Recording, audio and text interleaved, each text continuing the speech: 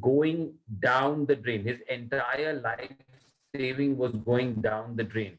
So Mr. Patel was sad that the ship had drowned, which had his entire life savings.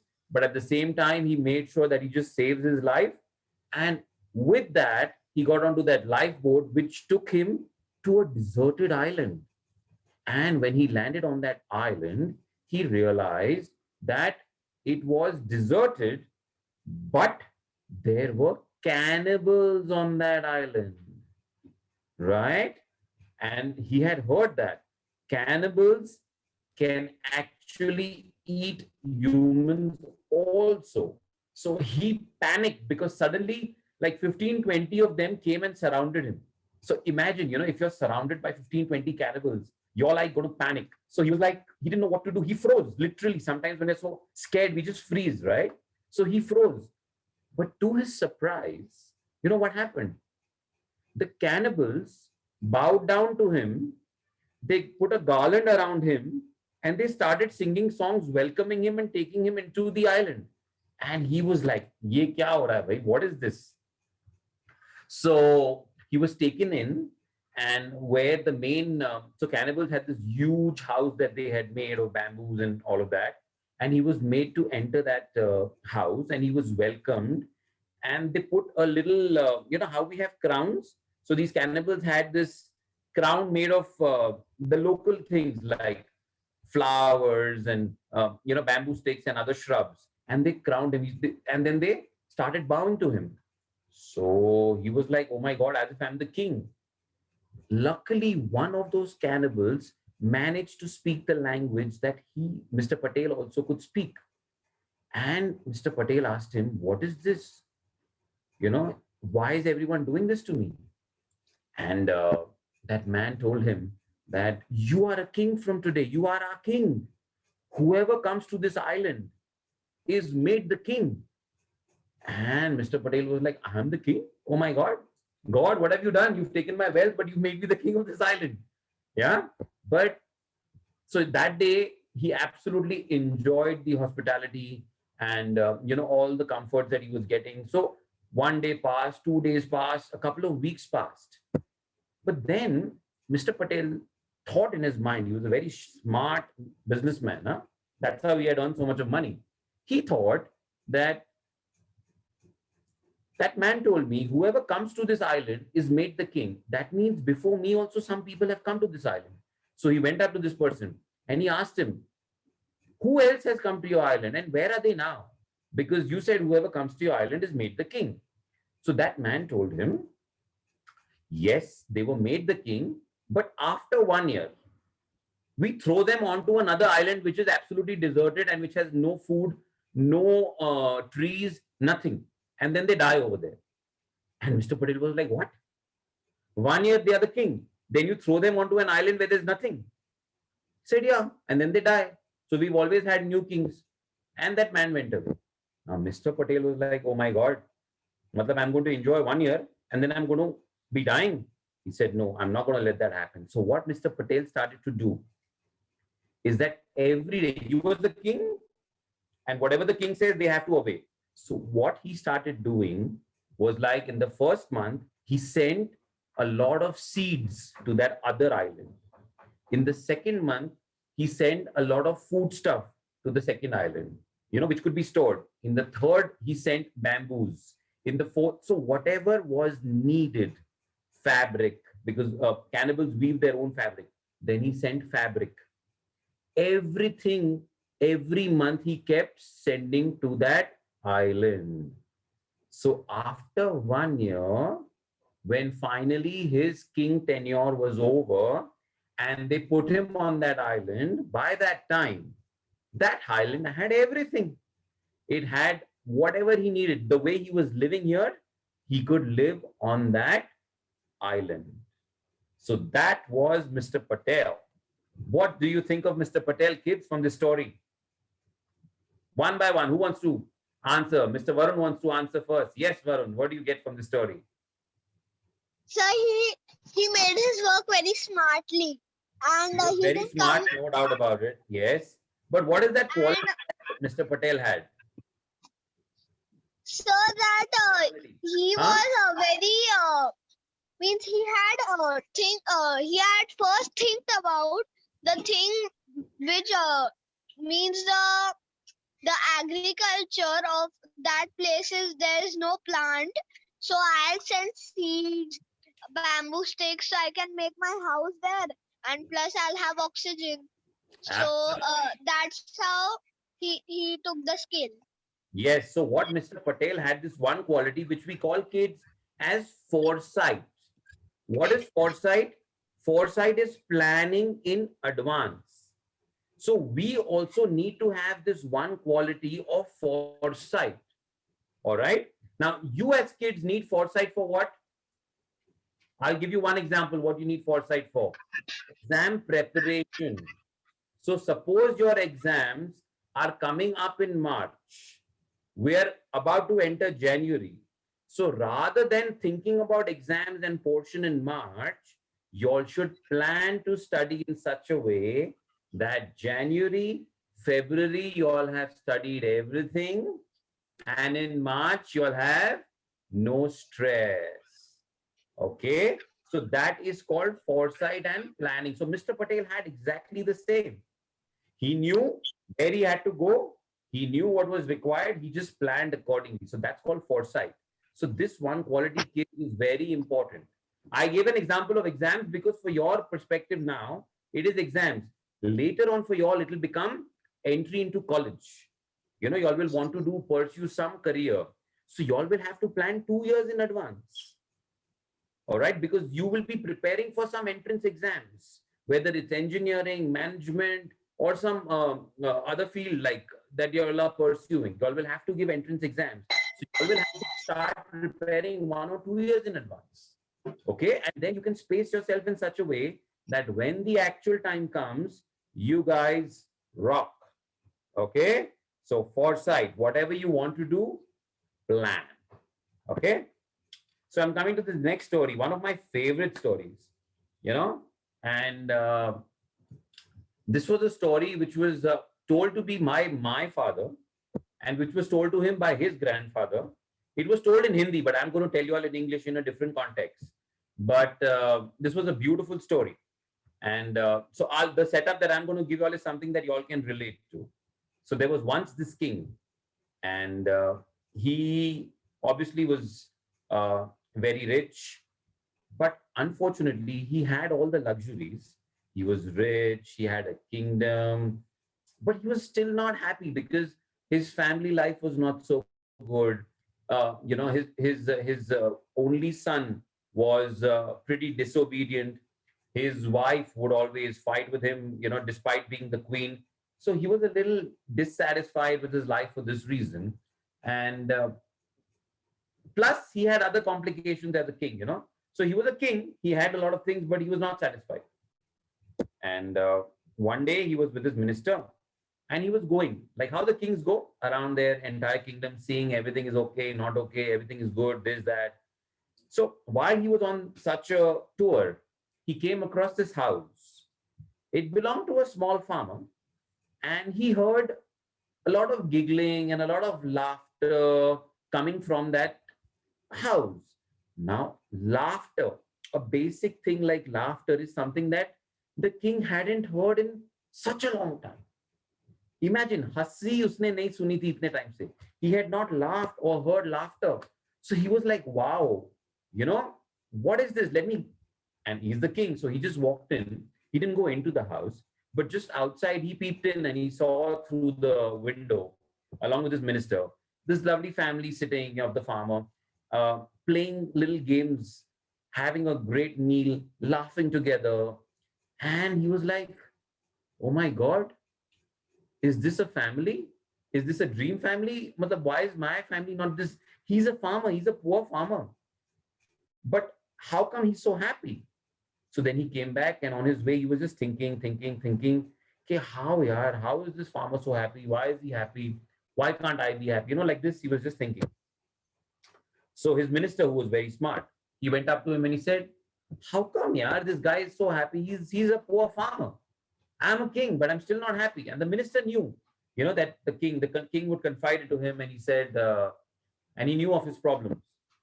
So the minister said, you know, king, he is happy because he hasn't entered Club 99. And the king was taken back. What are you talking about? What club? What is this Club 99? The minister said, there is a club. It's called Club 99. If you enter that, then you're not happy. This man hasn't entered Club 99. And the king was like, I'm not following anything. Can you explain to me? He said, sure, but I need a bag full of 99 gold coins. King immediately ordered 99 gold coins to come and be given to this minister. So the minister took this 99 gold coins in a bag and he went to this farmer's house in the night. And he placed that bag of 99 gold coins at the entrance of the house. And he came over. And he told the king what he has done. And no, he didn't tell the king, sorry. He just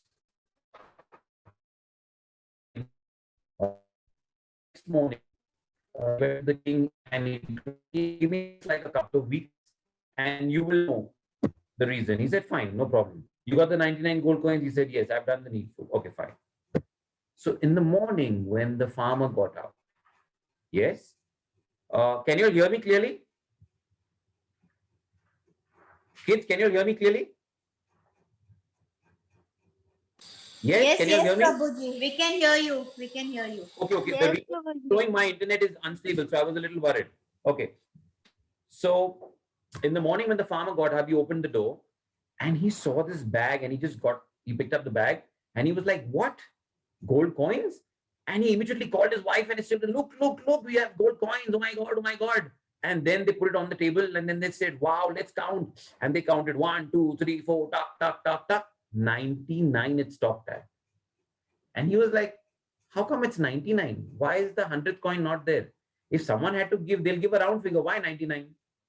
Again, he counted. He told his wife, you count. Then his wife counted. Again, 99 counts. He told his children, you guys count here. Is it proper or no? So then they started counting 99 coins again. So he was like, why would anyone give 99 coins? No, I want 100 gold coins. So then he told his family, you know what? From today, let's start working extra hard so that we have 100 gold coins. Now imagine this guy had 0.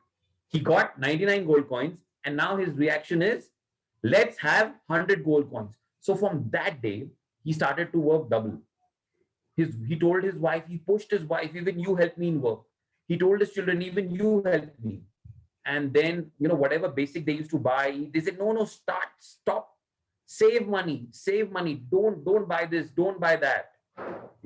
His kids wanted some new clothes. No, don't buy that. We have to save for one more gold coin.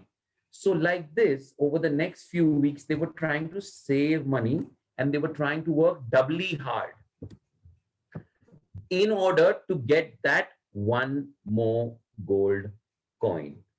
Now, after a couple of weeks, the minister he was observing all this and he got the king back. And he said, come king, now I'll take you back to the farmer's house. And he has entered Club 99. And the king was, yeah, I want to know what it is. So he went to the house and he stood out again and he started observing. Now, this time, what did he see? He saw that the farmer was quarreling with his wife. His children were annoyed with the father. So there was complete chaos and commotion because the kids were unhappy. They were not given what they wanted, even the basics that they needed. His wife was fighting with him because she had to work doubly hard and also take care of the kids and at the same time save money and not buy things that were needed for the house. So it was in a commotion.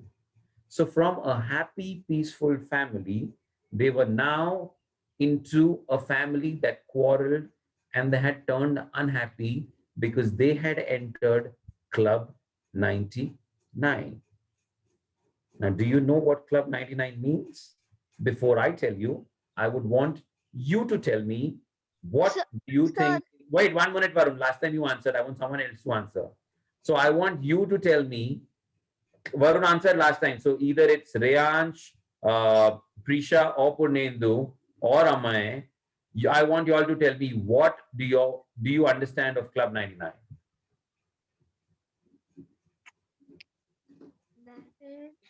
Purnendu, come on, tell me, what do you understand?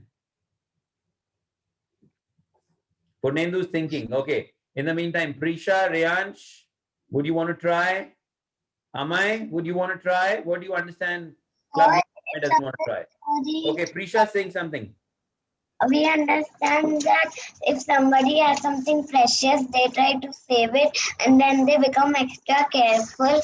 But when they don't have something precious, they are carefree and they can be happy.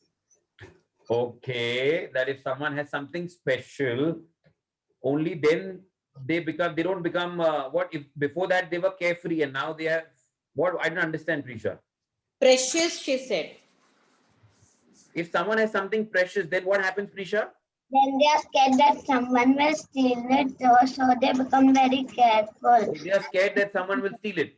Okay, okay. So here, he was not scared of stealing it, Prisha. He wanted to have the 100th gold coin.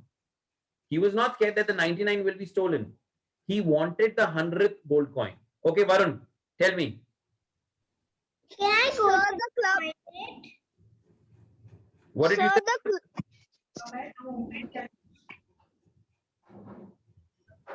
Varun, tell me, what are you saying? So the club 99 means that the father of the children, he wanted he had 99 gold coins. The minister had given those 99 coins because that they will fight. They will fight because of the one coin, and they have to spend more time, and he'll be more careful that we have to make all 100 coins. And sir, after that, the king had so much, and he was very careful, and that's why he didn't give his queen and his children the money to buy anything. Okay, so I will expand a little on that further. Kids, what Club 99 means is that the farmer had got 99 gold coins. He could have enjoyed his life with the 99 gold coins because he had never seen so much of money. All right. So 99 signifies all the things that we people already have. But we are all like that farmer, searching for that one gold coin or that one thing that we don't have.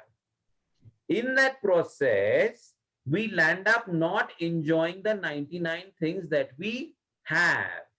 So again, what this communicates is satisfaction and contentment with what we have, rather than running after that one or two things that life has not given us. Okay, so it means if we get into that rat race of not enjoying what we have, we will always be dissatisfied. But if we know what we have, we can enjoy that to the fullest. Now imagine if that farmer had enjoyed that 99 gold coins for the rest of his life, he could have just been happy and happy and happier. But he decided not to focus on the 99 that he had, but the one that he didn't have. Similarly, many times we land up thinking about that one thing that we don't have. Suppose you want a PlayStation. Okay, you kids, you want a PlayStation and you don't have that. Your mind will keep telling you, oh my God, I want that PlayStation, I want that PlayStation. But you may not think of the other so many games and other so many things that you already have. So in life, we need to learn to be happy. Otherwise, we'll become members of Club 99. And I surely don't want to become. Do you want to become members of Club 99? Varun says no. Purnendu is thinking. Yes or no, Purnendu? Purnendu, you want to become or no? Reyansh, what about you?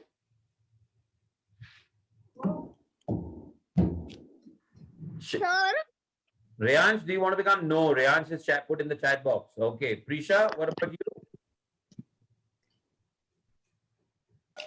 Why is Purnendu thinking so much today? I don't know. Purnendu, I'm audible, right? You can hear me clearly, right? Purnendu seems to be in deep thought today. I don't know why. Okay, Prisha, what about you? Do you want to enter Club 99?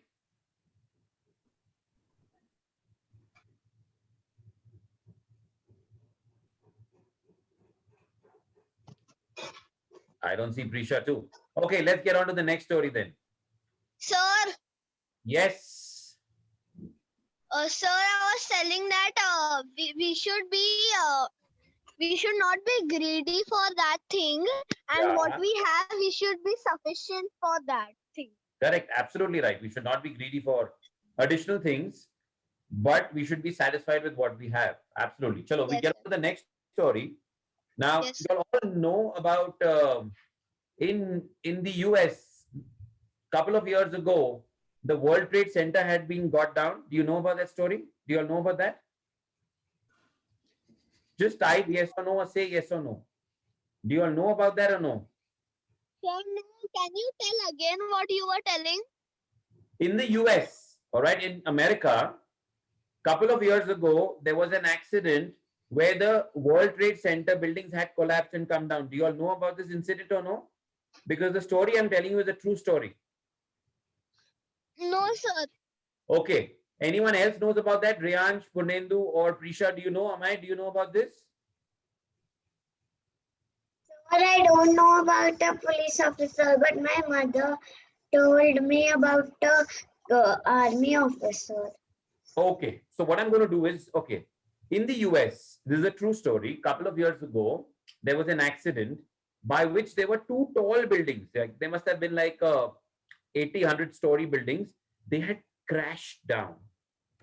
Okay. They had come crashing down.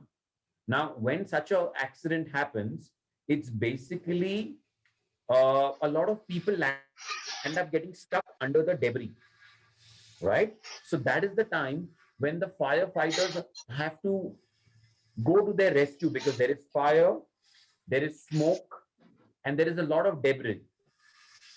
So firefighters from all around were called, and there were hundreds of them who had to go into this particular debris to save the lives of people. So, and this activity of life saving went on for like 5 to 6 days. So there were people who came out surviving. After 3 to 4 days, also they stayed without water, without any food, but they came out alive. So this is the story of one such girl. I think her name was Caroline or Caroline, however it's pronounced. All right.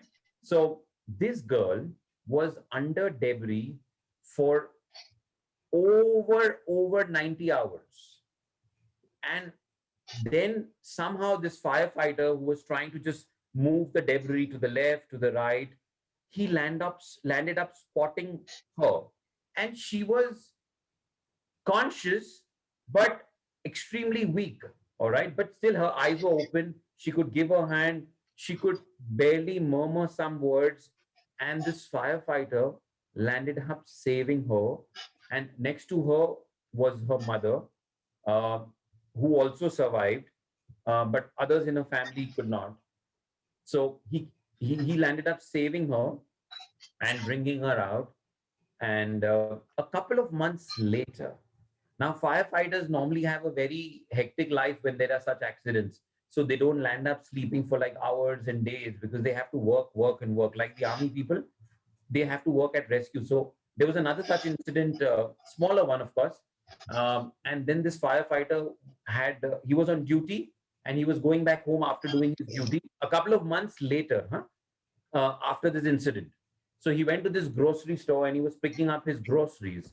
And suddenly, this 4 or 5-year-old girl, Caroline, came running up to this firefighter and just hugged him, and held his legs. And he was a little surprised as to who is this and what is it. So then this little girl started narrating to her the entire thing, that I remember you are my savior. And it was you who came to our rescue when we were under the debris and we were actually praying for help.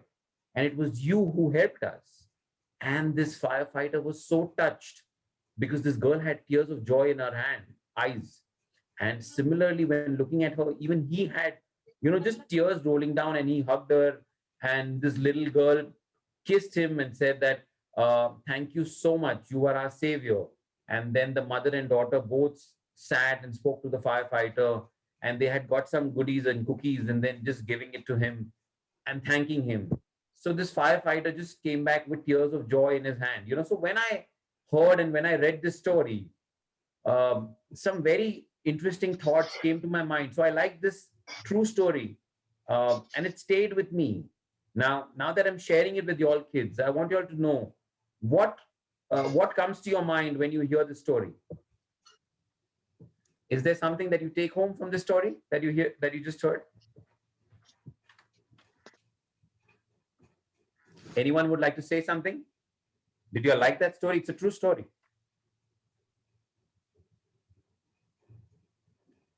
No reaction? No one liked it? Huh, Varun, you didn't like it? Sir, I liked it. But You where liked it? was his father? Riyansh is giving a thumbs up. What are you saying, Varun? Where was the girl's father?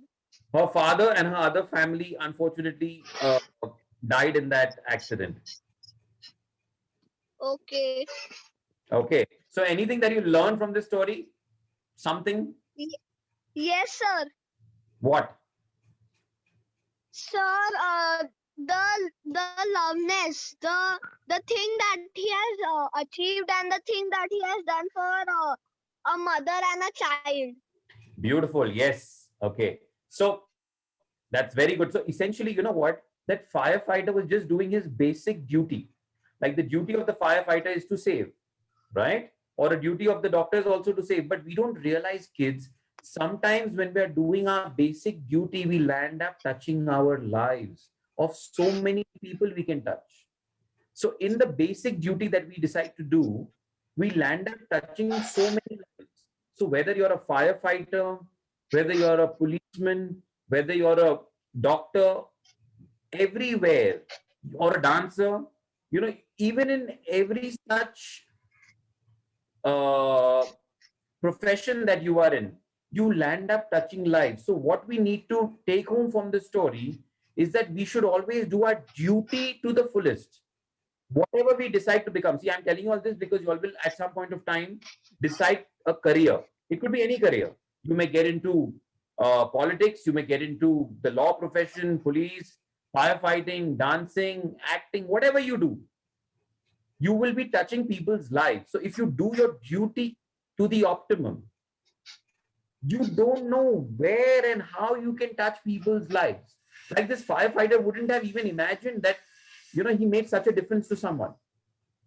Yeah. So the reason I tell you all this is so that you all keep in mind, whatever duty or whatever profession you all undertake, do your duty to the optimum, to the fullest, to your best capacity, so that 101% you will be touching lives of people in future. Okay. Come on, we move on to the next story. The next story is the secret of something which is known as a touchstone. Okay. Now, do you all know what a touchstone is? Anyone knows what a touchstone is? Okay. So a touchstone is a stone which is very, very, very, very, very rare, but which when touched to any metal can turn that into gold. It's something like magical, but there are magical things that are there. Okay.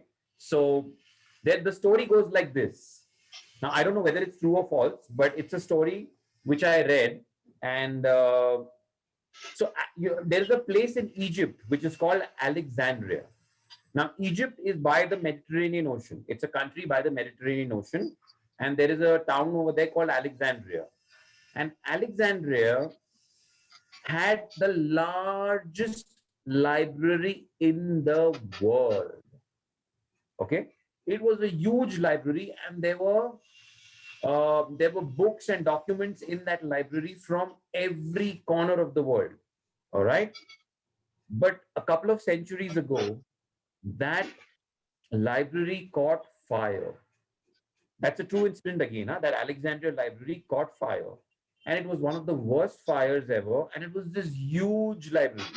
It ran into acres and acres. It was a huge thing.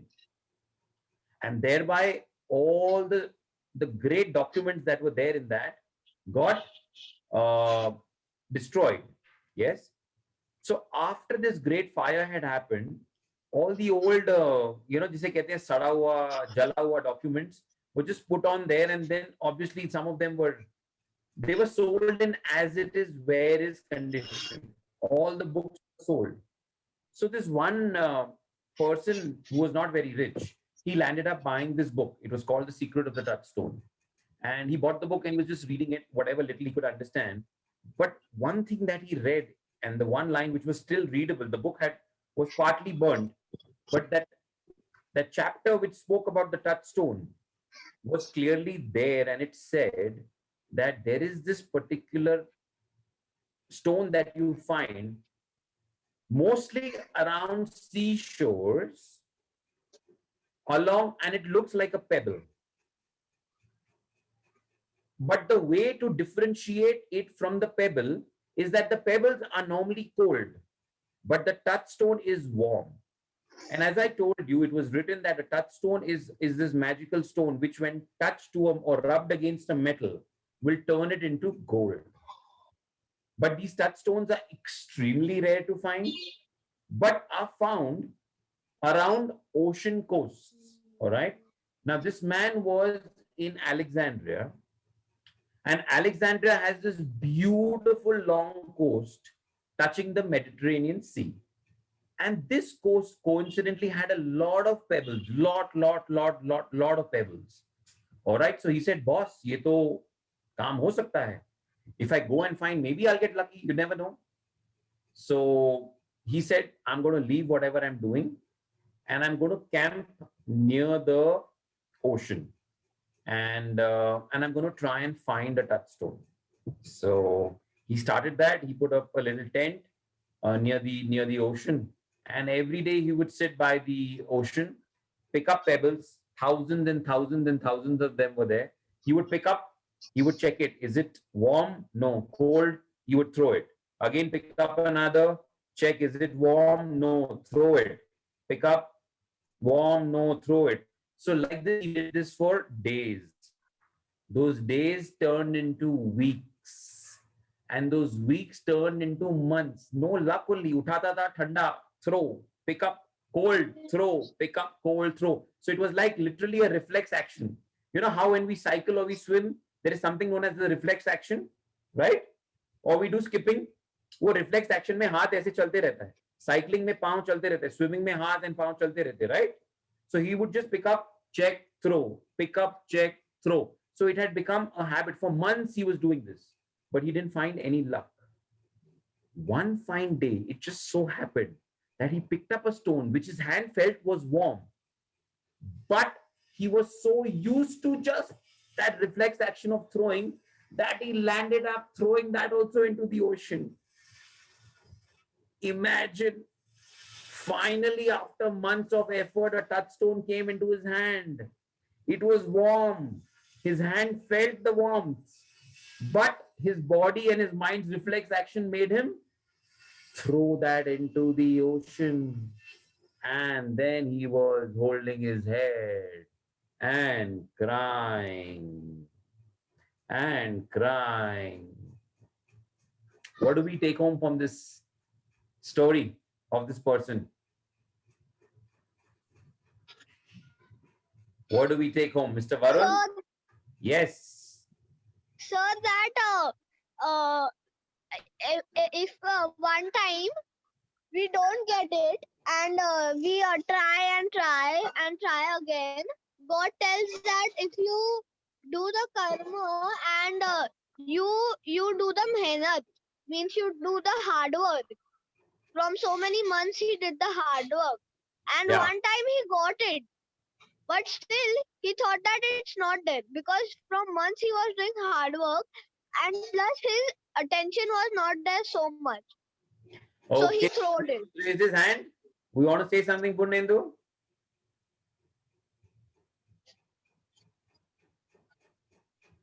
Sir, was it correct?